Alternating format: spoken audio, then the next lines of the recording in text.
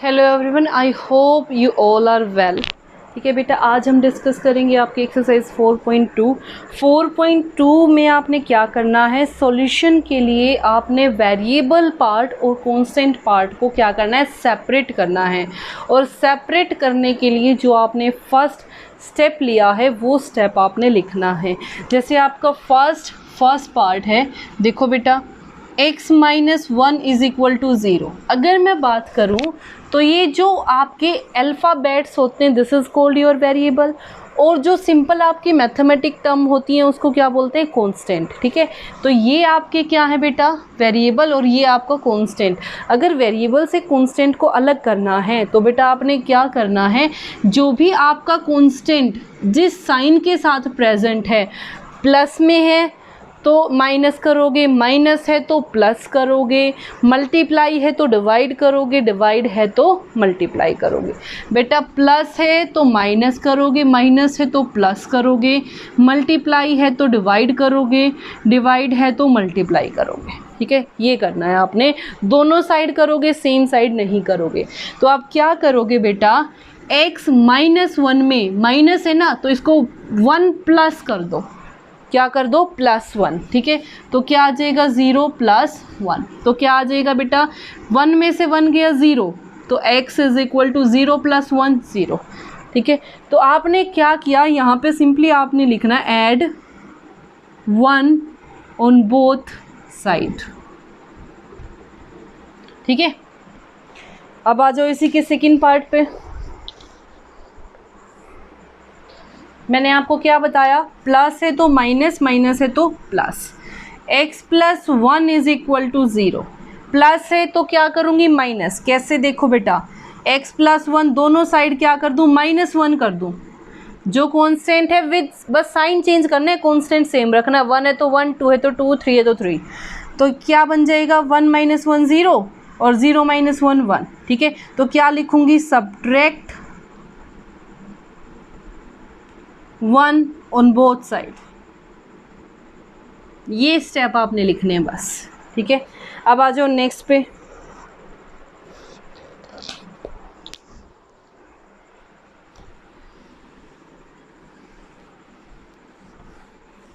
देखो बेटा, third part क्या कह रहा है,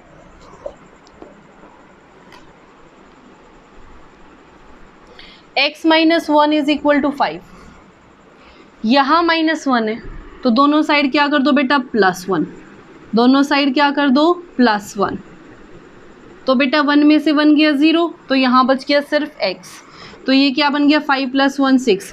वेरिएबल अलग, कांस्टेंट अलग। तो क्या किया आपने, +1 किया, क्या किया, दोनों साइड। तो क्या लिख दोगे, add 1 on both side. Next देखो बेटा क्या किया है, x + 6 इज इक्वल टू 2। यहाँ पे वेरिएबल से अलग किया है बेटा 6, क्या किया हुआ है, प्लस। तो अब क्या करो, 6 को क्या कर दो, माइनस दोनों साइड से, -6 2 - 6। तो ये बन गया बेटा 0, तो यहाँ से सिर्फ बचा x, और 2 में से 6 गया बेटा 4। तो ये क्या आ गया बेटा, सब्ट्रैक्ट, क्या किया है आपने, subtract 6 on both sides, on both sides. I hope it is clear to everyone. Now next question.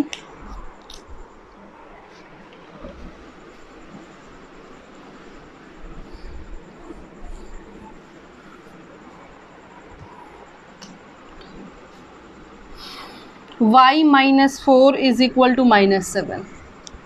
ठीक है, तो देखो बेटा क्या करोगे, यहाँ माइनस है तो अब क्या करोगे, मैंने बताया था माइनस है तो प्लस, प्लस है तो माइनस। तो बेटा यहाँ माइनस का साइन है और क्या है 4, तो 4 ही करोगे प्लस। तो यहाँ से आ गया y - 4 + 4 इज इक्वल टू -7 + 4। ठीक है, तो ये बन गया y, यहाँ से -7 + 4। 7 बड़ा है तो आंसर क्या आएगा, नेगेटिव, और 7 - 4 3। तो क्या किया आपने, ऐड 4 ऑन बोथ साइड। 4 को क्या किया है, प्लस, कहाँ, दोनों side. Next y minus 4 is equal to 4। यहाँ देखो बेटा 4 क्या है, वेरिएबल वाले पार्ट की साइड देखना, क्योंकि वेरिएबल से आपने कॉन्स्टेंट को अलग करना है। तो बेटा यहाँ देखो ये आपका y, ये -4, तो यहाँ -4 है तो आप क्या करोगे +4, सिर्फ एक साइड नहीं करोगे, दोनों साइड करोगे। तो 4 को मैंने यहाँ भी प्लस कर दिया, यहाँ भी, तो 4 - 4 0, 4 + 4 8। अब हो गया कांस्टेंट और वेरिएबल अलग। देखो क्या लिखोगे, क्या किया आपने, 4 को प्लस किया है दोनों साइड, तो क्या लिखोगे, ऐड 4 ऑन बोथ साइड्स। ठीक है, नेक्स्ट आ जाओ बेटे।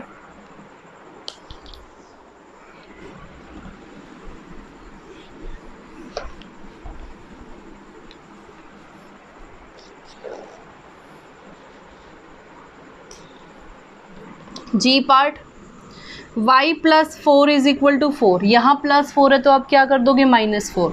तो y, आप ऐसे सोल्व भी करके मत देखो, बेशक आप डायरेक्ट लिख दो, अब आपको समझ आ गया होगा कि आपने क्या करना है, तो आप क्या कर दो डायरेक्ट, ठीक है, या फिर लिख लो। तो यहाँ से बन गया v + 4 - 4 इज इक्वल टू 4 - 4, तो ये 0 और यहाँ से 4 - 4 0। तो पहला स्टेप आपने क्या किया बेटा, 4 को क्या किया, सब्ट्रैक्ट, कहाँ से, दोनों साइड से। तो क्या लिखोगे, subtract 4 on both sides. Next देखो बेटा h part, y + 4 is equal to -4। ये प्लस है तो मेरे को क्या करना पड़ेगा, माइनस, क्या करना पड़ेगा, -4।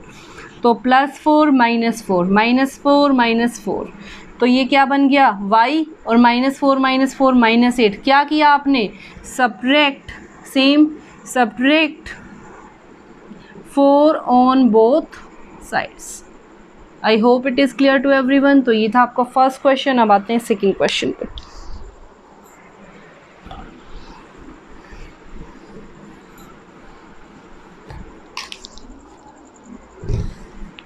सेकंड क्वेश्चन आपका क्या दिया हुआ, देखो 3l इज इक्वल टू 42। मैंने बताया था बेटा वेरिएबल के साथ अगर कोई चीज़ प्लस में है तो वो सेम चीज़ आपने क्या करनी है, माइनस। अगर वो सेम चीज़ माइनस में है तो क्या करनी है, प्लस। अगर l के साथ, यानी कि दिस इज़ वेरिएबल, वेरिएबल के साथ जो मल्टीप्लाई में है वो सेम चीज़ से आपने क्या करना है, डिवाइड। एक साइड नहीं करोगे, दोनों साइड करोगे। तो मैंने क्या करना है, 3l को भी 3 से डिवाइड करना है और 42 को भी किससे डिवाइड करना है, 3 से। आपका 3 कैंसिल, 3 1 ज़ा 3, यहाँ से 3 1 ज़ा 3, 3 4 ज़ा 12, तो l की वैल्यू क्या आ गई, 14। तो आपका फर्स्ट स्टेप क्या था बेटा, divide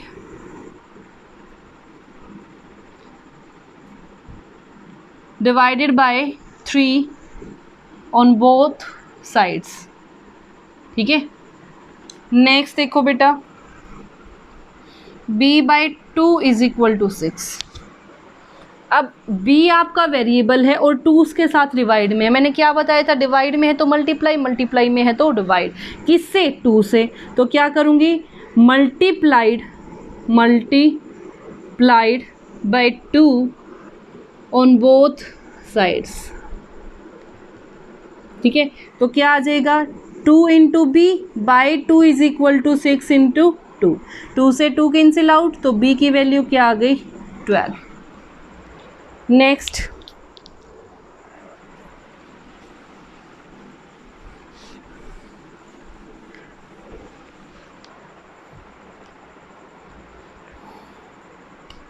c part, p/7 is equal to 4। Variable से वेरिएबल 7 को 7 से क्या हो रहा है, डिवाइड। तो अब क्या करूँगी, 7 से मल्टीप्लाई, तो क्या लिख दूंगी, multiplied by 7 on both sides. तो क्या आ जाएगा यहाँ से, 7 p/7 is equal to 4 multiply by 7, 7 से 7 कैंसिल आउट, तो p इज इक्वल टू 4 7 ज़ा 28। नेक्स्ट देखो बेटा, D part, 4x is equal to 25। किससे डिवाइड, यहाँ मल्टीप्लाई है तो अब क्या करना पड़ेगा, डिवाइड। तो क्या आ जाएगा यहाँ से, divided by 4 on both sides. तो 4x को से मैंने किसको डिवाइड किया 4 से, 25 को मैंने किससे डिवाइड किया 4 से, 4 से आपका 4 कैंसिल आउट, तो अब x की वैल्यू क्या आ गई 25/4।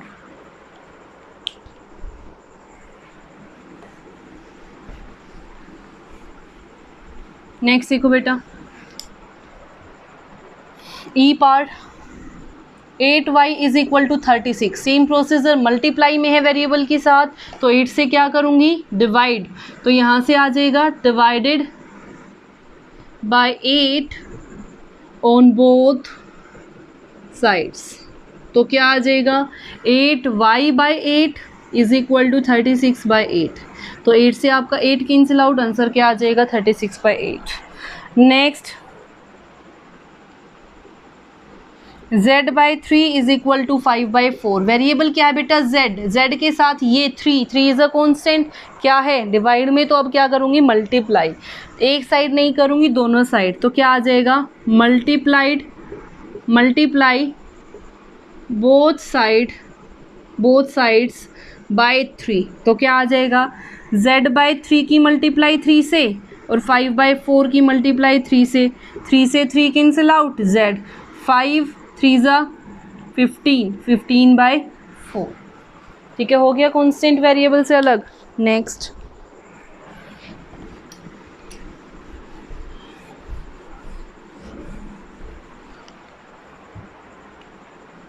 जी part a/5 is equal to 7/15, देखो बेटा वेरिएबल क्या है a के साथ 5 क्या है डिवाइड में, तो 5 से अब क्या करूँगी मल्टीप्लाई, ठीक है, तो यहाँ से क्या आ जाएगा बेटा multiply by 5 on both sides, तो a/5 की मल्टीप्लाई भी 5 से और 7/15 की भी मल्टीप्लाई 5 से, तो क्या बन गया 5 से 5 कैंसिल आउट, 5 3 15, क्या बच गया 7/3। नेक्स्ट देखो h part 20t is equal to -10, variable क्या है बेटा आपके पास t, वेरिएबल क्या है बेटा t के साथ 20 क्या है मल्टीप्लाई में, तो अब क्या करूँगी 20 से डिवाइड, तो क्या आ जाएगा divide by 20 on both sides, तो क्या आ जाएगा 20t को भी 20 से डिवाइड करना है और -10 को भी किससे डिवाइड करना है 20 से, 0 से 0 कैंसिल आउट, 20 से 20 कैंसिल आउट, तो t की वैल्यू क्या आ गई -1/2। तो ये था बेटा आपका first and second question. I hope it is clear to everyone कि हम क्या करेंगे वेरिएबल को कांस्टेंट से सेपरेट करने के लिए, अगर मल्टीप्लाई है तो divide with same constant term, सिर्फ साइन चेंज करने हैं, अगर माइनस में है तो प्लस, प्लस है तो माइनस, मल्टीप्लाई है तो डिवाइड, डिवाइड है तो मल्टीप्लाई, ठीक है बेटा। अगर प्रैक्टिस करोगे तो आपको इजीली समझ आ जाएगा, and if you like it then please share it. Thank you so much.